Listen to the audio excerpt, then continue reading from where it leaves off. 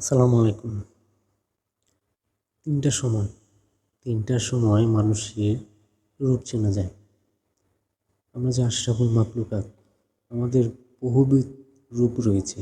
আমাদের রূপের শেষ নেই। আমাদের অনেক রকম রূপ, রংধনুর মতো। রংধনু যেমন ৭টা রং থাকে, মানুষের তার ডাবল রং রয়েছে, ডাবল রূপ রয়েছে আমাদের মানবজাতির মধ্যে।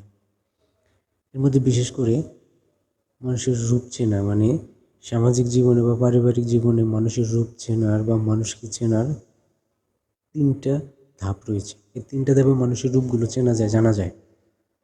প্রথম ধাপ হচ্ছে অভাবগ্রস্ত।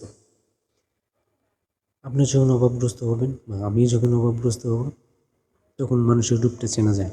মানুষের রূপটা তখন বোঝা যায় সে কোন রূপের অধিকারী। আপনি অভাবগ্রস্ত হয়েছেন, আপনার পাশ থেকে সব মানুষ দূরে সরে যাবে। আপনি অভাবগ্রস্ত হয়েছেন, আপনাকে কেউ সাহায্য করতে আসবে না। আপনি অভাবগ্রস্ত হয়েছেন, আপনার পাশে কেউ দাঁড়াবে না।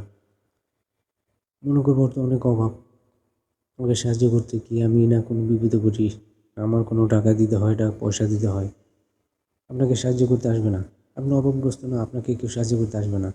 এই জন্য অভাবগ্রস্ত হলে মানুষের রূপ চেনা যায় যে আসলে কে কেমন। আরেকটা হচ্ছে বিপদগ্রস্ত। আপনি বিপদে পড়েছেন, আপনি অনেক বিপদে পড়েছেন, আপনার বিপদে আপনার পাশে কেউ দাঁড়াবে না। সে চিন্তা করবে যে আপনি বিপদে পড়েছেন, আপনার পাশে গিয়ে যদি দাঁড়ায়, যদি আমার টাকা খরচ হয়, আপনার সাথে যদি কোথাও যেতে হয়, আপনি যদি তাকে সাথে কোথাও নিয়ে যান, বিপদে পড়েছেন তো, আপনি বিপদে পড়েছেন, আপনি বিপদে পড়েছেন। বিপদের সময় কেউ এসে পাশে দাঁড়ায় না। এই সময় মানুষের রূপটা অনেক ভালো করেও চেনা যায়।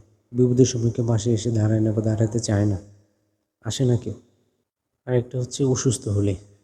আপনি অসুস্থ হয়েছেন বা আমি অসুস্থ হয়েছি, তখন আমার বা আপনার পাশে কেউ আসবে না, কেউ ইচ্ছা পোষণও করবে না যে আপনার পাশে এসে আমার অসুস্থতার সময় আপনার পাশে এসে বসে বা আমাকে কোনো সান্ত্বনা দেবে বা আমার পাশে থেকে আমাকে অসুস্থ থেকে সেরে ওঠার জন্য আমাকে উপদেশ দিবে, পরামর্শ দেবে, কোথায় গেলে সুস্থতা দূর হবে, কোথায় গেলে সুস্থতা হবে বা কোথায় গেলে আমি নিজেকে সুস্থ করতে পারবো, কীভাবে করতে পারবো, এই পরামর্শ দিতে আসবে না। আপনি অসুস্থ হয়েছেন তো আপনার পাশে কেউ নাই, আপনার পাশে কেউ আসবে না। টাকা দিয়ে চেষ্টা করে চিন্তা করবে, তাকে যদি টাকা দিয়ে আবার সাহায্য করতে হয়, তাকে হসপিটালে নিতে হবে। হসপিটালে নিতে গেলে যদি আমার টাকা খরচ হয়, তাহলে কী হবে? আমার পকেট থেকে তো টাকা চলে যাবে।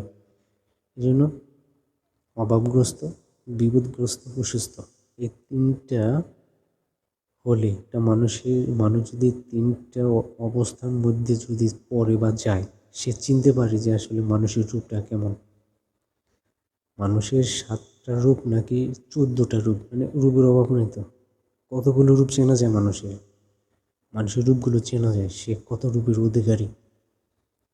জেনে এই ৩টা বিষয়ের উপরে রিসার্চ করলে দেখা যায় যে আসলে মানুষের রূপ কতগুলো, রূপের অভাব নাই, অসীম রূপের অধিকারী মানুষ। ধন্যবাদ সবাইকে।